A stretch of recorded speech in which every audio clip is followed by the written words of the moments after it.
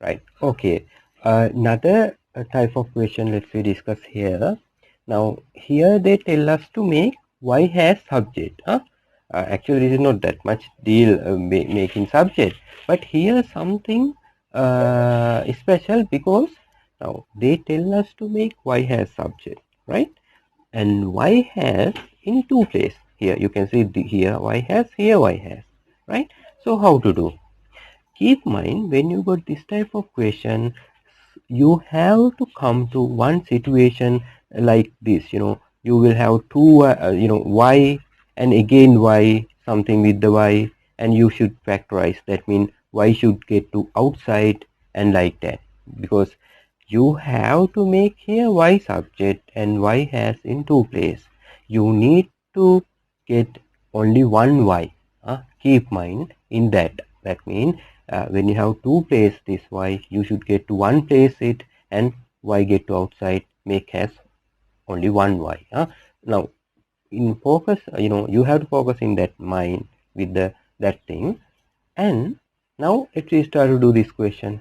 Now we know when we have a question like this, fraction, between them, if you have equal sign, you can apply cross multiplication, right? So here you can think, now here fraction, here it's not like a fraction, but we can put here 1. No, if you have no denominator, you can think it has 1, right? So now what we will do, we apply cross multiplication, right? So how to multiply x with this? You can multiply x with this. So I will multiply, I will write it this numerator with the denominator. So x with y plus p, right? And equal, I will write here 1 into this. No, nothing happen, because if you multiply by 1, not change anything. So same thing you will get 2y plus m, right? Now here you have to multiply by this all you should multiply. No, that's why I put here bracket, indicate this all. Now by x, let's we multiply x into y, it will be xy. X into p, it will be xp. And here 2y plus m. I think you can understand it. Then as I told you, we need to put this y term, including y. What are the terms we have? This and this into one place. So I will put it like this, xy here same. This 2y I bring to here. I will bring to here. So here plus 2y, it will become minus 2y. Then print this, here already there was plus m, so m here plus m.